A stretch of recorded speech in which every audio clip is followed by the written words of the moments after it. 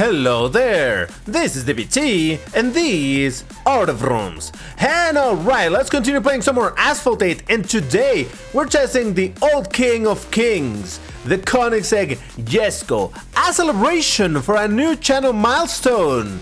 Because as of the recording of this video, the channel subscriber count... It's over 9,000! That's right, everybody! We made it into the meme number, and we reached the 9,000 subscribers. That's amazing, and I want to thank every single one of you for subscribing and, you know, staying loyal to this channel that posts a lot of mediocre stuff. It's fine! I love you all, I really do. But stop! We're not done yet, because we still need to reach the 10,000 subscribers, and I hope that we can manage it before this year ends. And if we do that, I'm gonna do another 12-hour stream with a lot of Asphalt 8, not 12 hours of Asphalt 8, but a lot of Asphalt 8 nonetheless. So we still have some work to do, people. Subscribe, because 10,000, that is the ultimate goal over here. But anyway, coming back to the topic at hand over here, yes, we're going to be playing with the Koenigsegg Jesco Absolute in multiplayer, because I realized that this is a card that, surprisingly, I've never made a video on properly. And oh boy, there's so many things to talk about when it comes to this beauty. So, as usual, I'm gonna go into classic multiplayer, which for some reason I'm still in first position. I don't understand it, but okay, I'll take it. And we're gonna drive that beauty because we have to.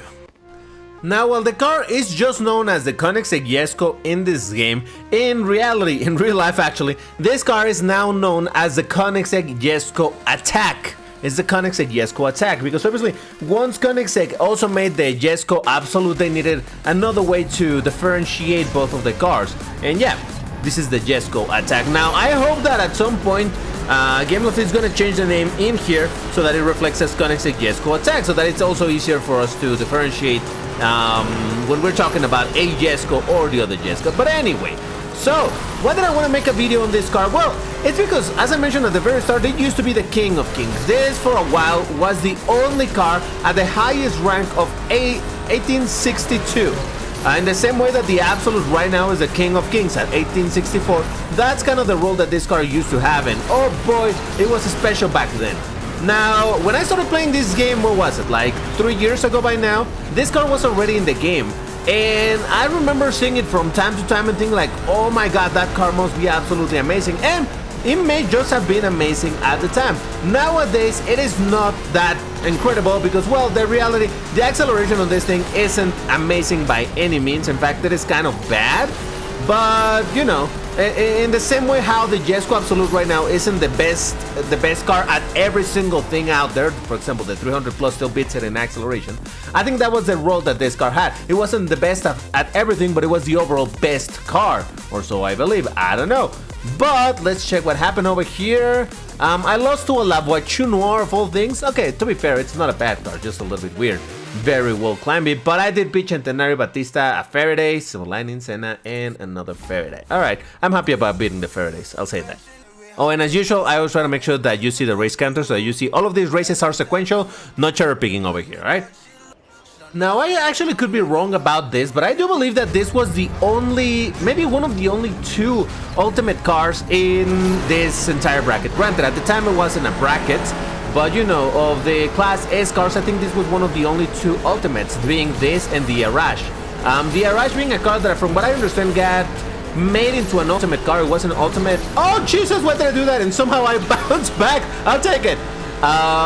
But yeah, so this was an important car because also with the ridiculously insane top speed that it has, even when you're not using any type of nitro, which is a property that a lot of ultimate vehicles tend to have nowadays, it made it into what I would assume it was an absolutely insane car. No pun intended with the Absolute, I promise. But yeah, really crazy car, and I always looked at it from afar and thought, oh my god, it would be so cool if I got the car. And in fact, I started really wanting to acquire it, but there was absolutely no way to get it, so I had to wait until I had a chance. And oh boy, the chance came, and I got the car, and I spent a lot of money on it. I'm not even proud, okay? I'm not proud, but it is what it is. Alright, so, first place, baby! Beating a Koenigsegg 1-1. Oh, look at that, I beat also a CC850, Centenario Silver Lightnings, and a Lycan. Alright, not bad, I would say. Don't worry, I'll get to talk about the performance of the car, but first I just want to quickly tell you the story on how I got this car. because suddenly was made available in a festival, the festival for the Koenigsegg Agera RS, which suddenly was another ultimate vehicle in the 1860 ranks. Now, like, oh my god! So during that festival, you could get both the Agera RS and the Koenigsegg Jesko if you reach tier 25, because festivals had only 25 tiers. And I don't remember which one was in the free lane. I think it was the Agera RS on the free lane and the Jesko in the premium lane. Now, let's be completely honest. Tier 25 of the free lane doesn't mean that it was free at all, because it was 100% impossible to get to that tier without spending money. And oh boy, did I have to learn that the hard way. So when I saw that this card that I wanted for so long was available, and oh, if I paid the, what was it, like $15 or something the festival used to cost back then,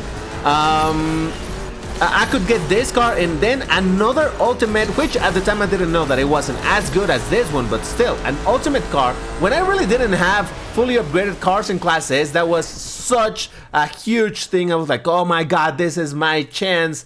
And DBT wailed out on it. And I got defeated by the CC850. But look at that, it's still Koenigsegg top 3. Lovely. Beat an Arash, another ultimate, a Bolide, and I think, oh, a Batista, and there's a Jesko. Alright, fair enough.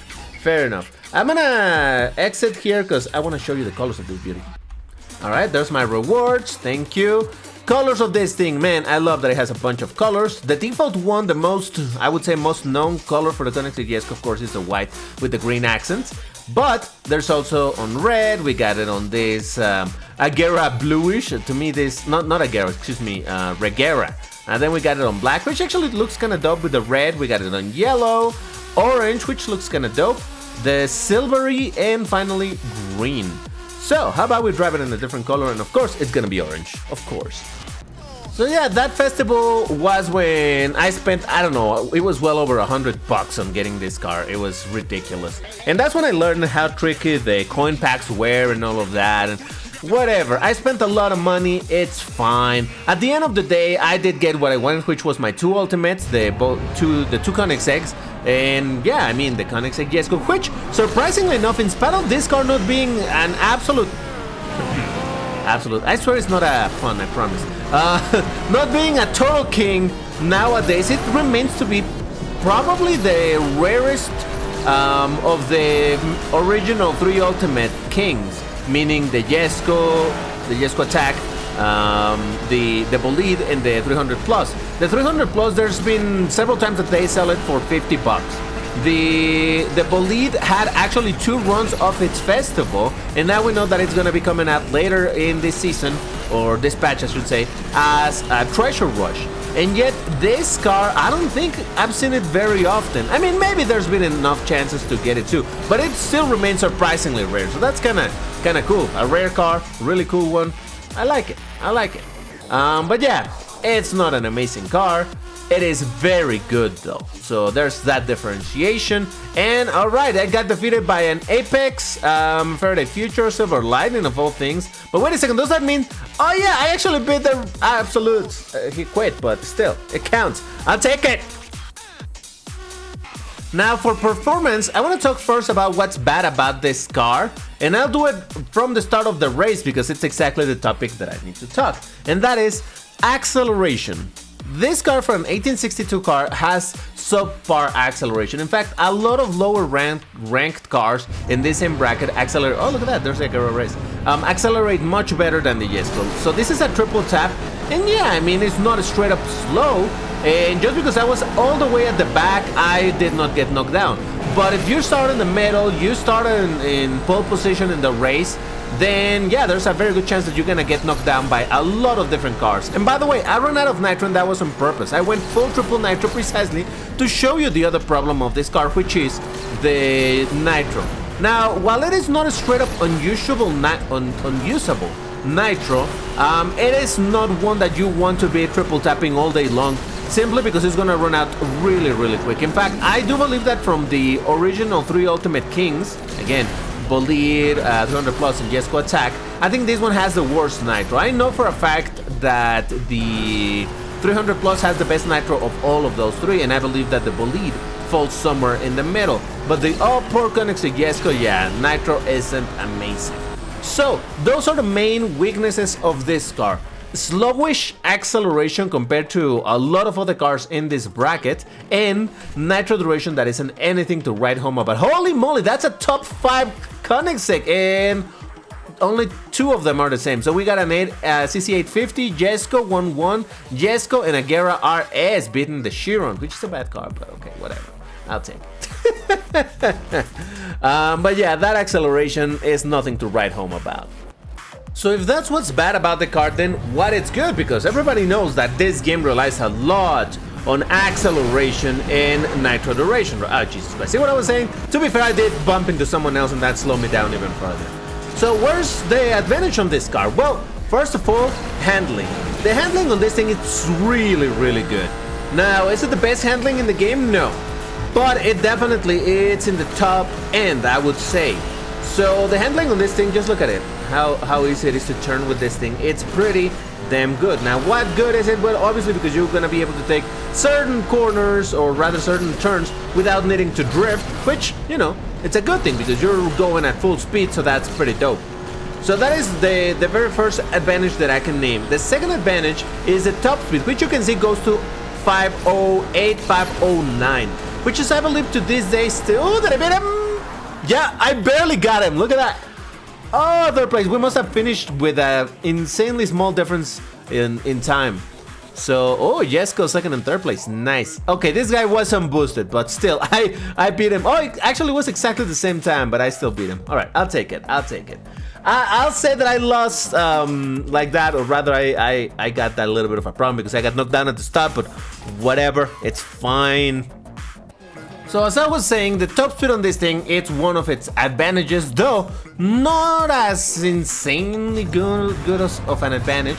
And I'm talking as a whole, the top speed with the nitro. It reaches 508, 509, which is in theory the highest top speed that the game has. Now the Jesco Absolute by now also can reach that same-ish speed. Now honestly I haven't done the math to check exactly, because obviously when you're in the middle of a race it just gives you rounded numbers, it doesn't give you like 508.9 or anything like that, so I would need to check. So maybe it's still slightly faster than the other one, I have no idea. But it definitely is amongst the 2 fastest vehicles in theory, and I say that because there's a little bit of a conspiracy theory going around that cars have slightly fake speed. Now, what is that about? We know that at some other point this game definitely had fake speed, where you had cars that reached 560 kilometers an hour. All of that was fake. But no, now supposedly the top speeds are real, except that some people have been doing a little bit of math and coming to the conclusion that some cars are faster than the speedometer makes you believe they are. But alright, so first place, baby! And I beat a 110, a Koenigsegg 1-1, Silver Lightning, and an Aventador SP. Come on, I want more absolutes. Oh, please, I want absolutes. I want to see if I can beat them. I actually just took the opportunity while I was changing the color of my Jesko. I checked the stats of the Jesco Absolute versus the regular Jesko, because as a content creator we have the screenshots, or rather the promotional material for when the car was released, so that's how I get to see the top speed and all of that, and I just got knocked down because of course I would, whatever. So yeah, I have an image showing the total stats because I was too lazy to look it up on YouTube. But yeah, I have just confirmed that still the Jesco Absolute is still technically faster at the very top end on the speed compared to this. The Jesco Absolute reaches, counting for decimals and all of that, reaches 509 exactly, 509. While the Jesco Attack reaches, hold on, I think it's 508.9, so it's literally 0.1 kilometer an hour slower than the Absolute, which kind of makes sense because they're in real life the Jesco Absolute is meant to be all about top speed, while the Jesco Attack is meant to be all about handling. That's why it has the big wing, the aero, the downforce and all of that stuff. So it does kind of make sense that the Jesco Absolute is faster than the Jesco Attack, though the Jesco Attack, it's officially not an inferior car, it just has a completely different what would you say, focus in terms of the performance. But anyway, that's in real life. Over here, the Jesco Absolute is still a better car overall than the Jesco Attack. And I got defeated by a lot of things thanks to a knockdown. But let's see what I did beat. Ultima, Vision, Faraday, and a Cyan. Alright, fair enough, I guess. Oh, and by the way, sorry if I didn't show you the previous count on the previous race, but here it is. But anyway, let's forget about the Absolute for a second. Let's focus again on the Jesko. And what I was saying, that in theory it's the fastest car, the second fastest, I guess. But the situation is that some people started doing a little bit of math in calculating how many meters on nitro they were doing and how long it was taking for them to reach a certain spot. And they calculated that there's some cars that are actually faster than the speedometer says. And I can't remember all of them for now, but I do remember that one of them was the the Fenner, the W motor Fenners, and that was supposedly even faster than this car, for example. So I don't know, that I really don't have any hard proof on that. I haven't done the math myself. It's not that I don't believe them, but again, I don't know why would GameLoft lie for a second time on top speed, or if there's an error on calculation, maybe in terms of the meters. I have no idea. But anyway, let's forget about that theory, instead focus again on the car itself. I got a second place defeated by a Cyan, can't be mad about it. I did beat a Faraday, which makes me happy. Ultima, Senna, FXXK, MP431. There's a Chiron, but it didn't have tuning kit. Alright, fine, whatever. So all of this speed rambling, just to say, for me to conclude that it barely even matters. That's right, I said it, the top speed doesn't really matter in this case, when you consider it speed plus top speed stat plus the nitro stat and all of that. But what I mean by that is that most of the cars at this bracket are going to be very, very, very similar in speed. And yeah, there's going to be some that are 1-2 kilometers slower, but for the most part, that's not really going to take much of a place when you're in a race, especially... Jesus Christ, that's on me. I just straight up crashed into the wall. But yeah, that's really not gonna play too much of a part in multiplayer. Maybe on TLEs, but then there's the whole situation with in TLEs a lot of things matter to make the most out of, you know, out of a lap time, like the recovery speed, the handling on the car, how many races, how many turns you could do without drifting, things like that, right? So there's a lot of things that matter in that sense. That's why I don't put too much weight on just the maximum speed of the car. However, what is worth mentioning about this car is the fact that it has what several of the ultimate cars, and even some non-ultimate, but mostly ultimate cars tend to have, which is insane top speed. Now, I know, it's weird. So I'm gonna refer to this just as top speed. I should have said earlier as maximum speed to refer to top speed plus nitro, but whatever. The top speed stat is really, really high. And let me finish this race and then I'll elaborate into this. Yeah, I should have put my terminology together before I did this. Oh well, whatever. Beaten by a... Jesus Christ, I mean, there was a knockdown, so I'm not gonna make much of being defeated by an Arash, but it's fine. Did beat the Chiron, but it wasn't boosted. Okay, fine, it's fine, whatever. Now, again, coming back to the top speed stat. Normally cars around this rank tend to have a top speed, including tuning kit, of about 457, 458. That is when you're running the car without using any nitro. That's gonna be the top speed for those type of cars. But ultimate cars tend to have a much higher top speed stat, which makes it to like, what is it, 490 something kilometers an hour. So that you can go that fast without using any single bit of nitro. Now, under normal circumstances, when you're running with your trip up boosted and all of that stuff, you have a lot of nitro to spare. That really, oh come on, man! Jesus Christ. I mean, multiplayer is always a mess, isn't it? But yeah, check this out. No nitro, 497, 498, without using any nitro. So that means that if I'm driving recklessly and I run out of nitro, I'm still gonna be able to go surprisingly fast compared to a regular car that runs out of nitro. Around the same rank is gonna go, what is it, like 40 kilometers slower. So it makes a huge difference. That is one of the advantages that ultimates tend to have. Not only the Jesko, but even cars like the Arash, believe it or not. Which is why I argue always that the Arash isn't as bad as people make it out to be, because it does have... Oh, my boosters! Hold on! Now, having that top speed stat advantage, it has some additional advantages that are a little bit harder to notice if you're not paying attention, but they are definitely there. And the first one is gonna be, well, the fact that this thing in short drifts, it can drift at a much higher speed than a regular car. Now, when I say a much higher speed, I still, oh God, oh, he pushed me into the wrong side of the track. This is just my luck, I tell you. But yeah, look at my drift, 400, and again, if you make it into short drifts, it's the best situation, right? But really? Generally speaking, it means that it can drift faster, so that is an objective advantage. That's fine, but maybe it's not that important, because one thing I didn't mention, this car does drift absolutely great.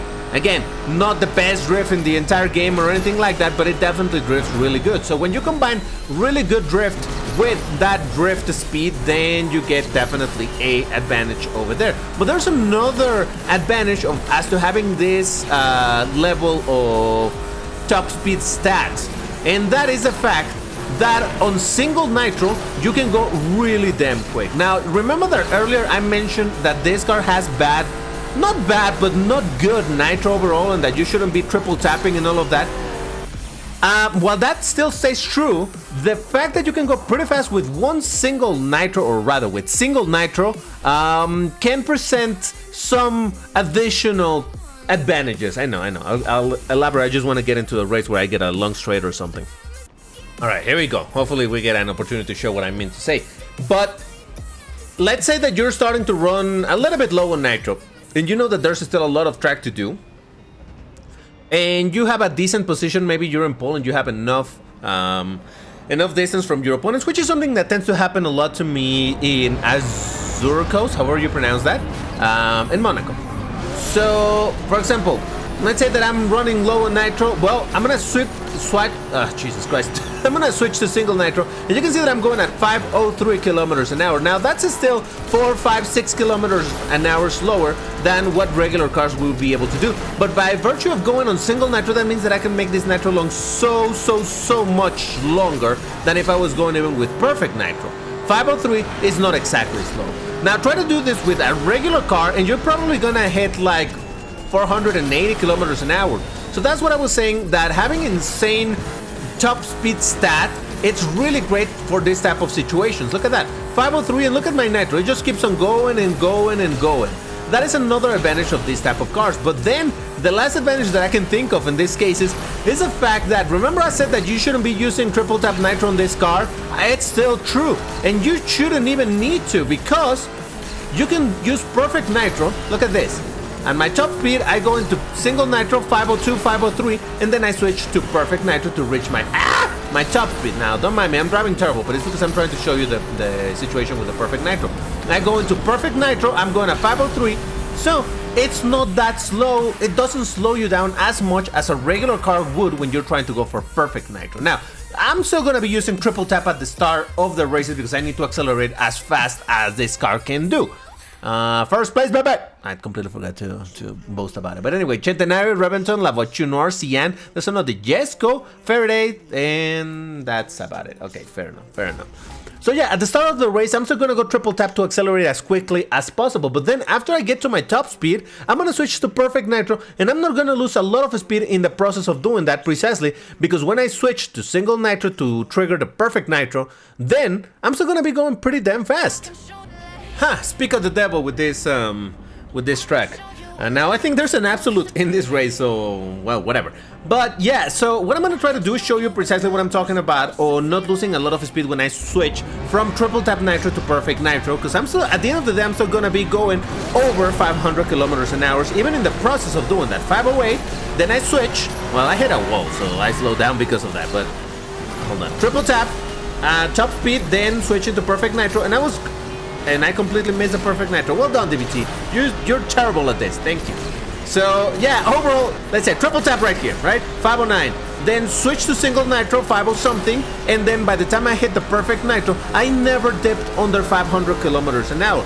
Try to do that with a regular car that is not an ultimate or that doesn't have this type of top speed advantage, and you're gonna slow down quite a bit. Now, it's nothing extremely dramatic. It's not like, oh, that's gonna straight up break your race.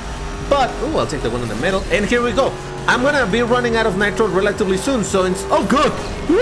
It was close. So instead I switched to single nitro, and guess what? It lasts much longer, and thanks to that, I just got past that Faraday, who was probably going perfect nitro, triple tap nitro.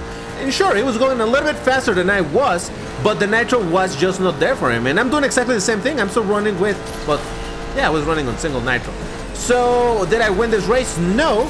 But unsurprisingly, I think it was going to be a top 3 Jeskos. Is that what it's going to be? No, it was a Faraday at the start. Oh, come on. And that's actually not a Jesko to my right. I just realized it's a Revita, maybe? I don't know.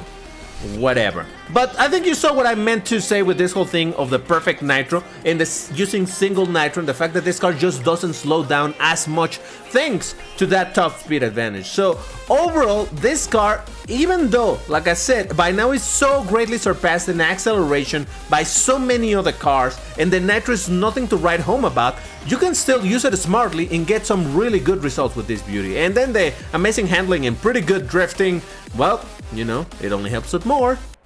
I know that this whole explanation was horrendous and I probably confused you more than I helped. It's fine. That's what happens when these videos are not properly scripted. I mean, I rarely script videos unless they're, you know, fully edited videos and whatnot. But I don't really do scripts precisely because I always go with the flow in terms of what's happening with the races. Because if I were to script them, I would need to be reading and then I wouldn't have live commentary. It would be like, oh, it's just commentary on top of pre-recorded videos, which is not a bad thing. It's just not the style of videos that I like doing. But whatever. So I tried to give you the information as to why this car is still really damn good. And I think GameLoft is still aware of the fact that this is a very good car, even if it's not the king of kings anymore. But I guess for that now we have the Absolute, which is objectively a better car than this because it goes faster.